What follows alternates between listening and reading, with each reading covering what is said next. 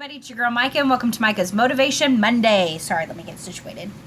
One of my friends is like, why don't you do your hair or your makeup or something? And I'm like, because I'm trying to keep it real. Everybody, we have made it another day. We have made it another week. Today is the day the Lord has made, and we are going to rejoice and be glad in it no matter what situation that we're going through right now. I know a lot of us are going through a lot of crazy stuff. You know, last week was a terrible week for me, was not any fun, and you know what? That was last week. This is this week. I'm not bringing it into this week. I'm not bringing it in today. And I ask you to do the same thing. Whatever it was last week, let go and let God. We've got amazing things ahead of us, but we can't have those amazing things if we continue to bring whatever happened last week into this week. Does that make sense? Just praise Jesus right now. Take a minute, 5 seconds, and say, thank you, God. Thank you, God, for waking me up another day because today was not promised. I promise you, if you just take a break and take a breath, praise Jesus, your mood will start to change. Your mind will start to ease. Your day will get better. Even if it was already good, it'll get even better. Trust God and do good. And that's what we're going to talk about today. When I said everybody was going through a crazy week, man, some of my friends are going through some crazy stuff too, you know, and the devil is at work. Man, he's just a little punk. I just want to thump him. He's a little punk and he's not going to win, but it's up to us and how we handle things for the outcome that we want. And that's where trusting God and doing good comes in. And, you know, like just a little bit. Last week was a really hard week for me, and I'm so thankful that my mom is such a powerful and strong woman. You know, my mom is, you know, I wasn't feeling all that motivated, you know, a couple days ago. I wasn't being a Micah's motivated. I was being more like a motivated meh, you know, like meh. That's how I felt, seriously. And sometimes God speaks through people, and my mom is one of those people. My mom's not one of those. She's like, oh my gosh, it's okay. Let me pat you on the booty. No, my mom is, Micah, you are a child of God. You are here for a purpose. You know, you are here to do blah, blah, blah. You know, you show them your guns, girl. You are a fighter. You are a lynch. And I'm like, yeah, I'm going to show them my guns. Obama can't ban these guns. And I'm like, Mom, what guns? I don't have any guns. But, I'm sorry.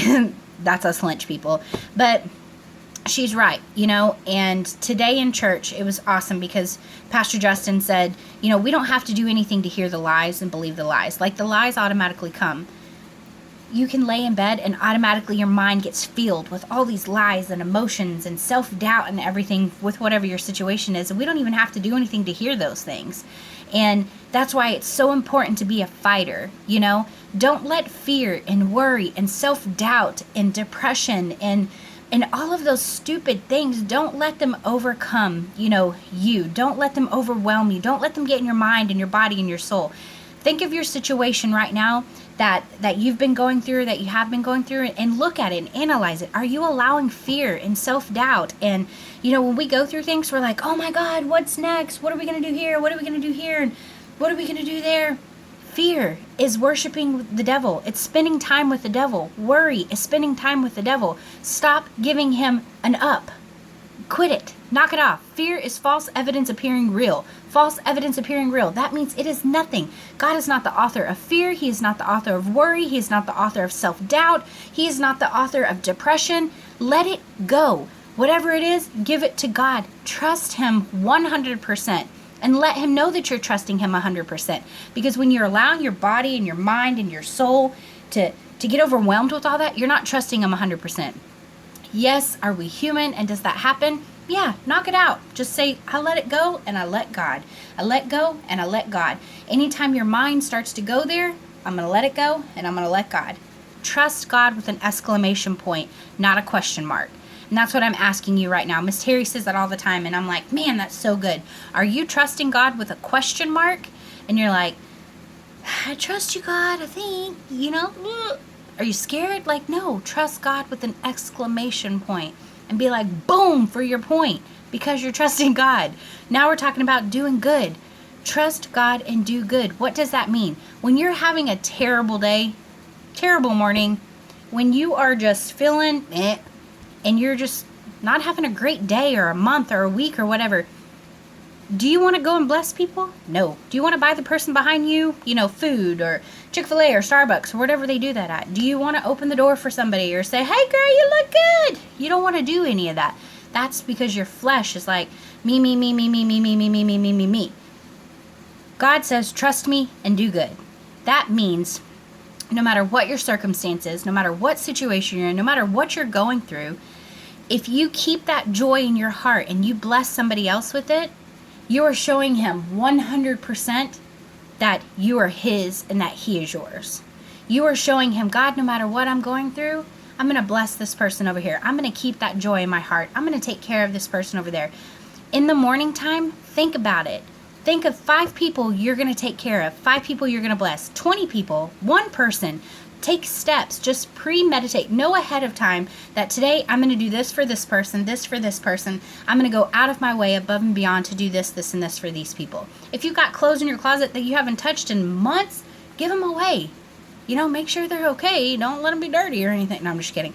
But bless people. Trust God and do good. That means whatever is happening, do good. Don't let the bad overcome. Don't let it win.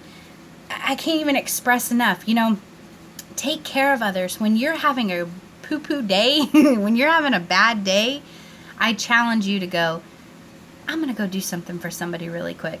And watch how it changes your mood and changes the outcome and just changes everything, you know? And trusting God is the biggest thing. You know, for instance, really quick, last week I got into an accident. And the old Micah would have been like, what's up? You know, and like, been like, what just happened? You know, this Micah, the one that I'm working on, choosing to do better and choosing to have joy and choosing to do good, gets out of the car and I'm like, oh my gosh, are you okay? You know, da-da-da-da-da. And because of how I acted in the situation, God handled everything. The lady's paying for everything, no questions asked. She's even doing a couple of extra things. And it's because of the way I handled it, and I choose joy. And not only that, but I took the lady's information and I sent her a card. And, you know, choosing joy in whatever situation goes on is what is going to manifest what you want. Trusting him with an exclamation point, not a question mark, that's going to have the outcome that you want and that you desire. God will give you all of your heart's desires, all of them. But you have to trust him. You have to read the word. You have to pray with him. You have to believe that he truly is going to take care of you, and he will. So trust God and do good. Excuse me. I love you guys so much. I'm grateful for every single one of you. Thank you for sending me your top 5 last week. I love reading those. I love reading the joy. I love being a part of it. Like I said, we've got enough critics in this world, and we've got enough people that are trying to hurt us, and let it go. That's another thing. We're going to talk about offending and offense and everything next week, but whatever's got you so rattled up, let it go. Let it go. Let God. So have an amazing week. Have an amazing Monday. I bet you couldn't get excited over Monday like today. Let it go. I love you guys. Have an amazing week. Don't judge me. Don't.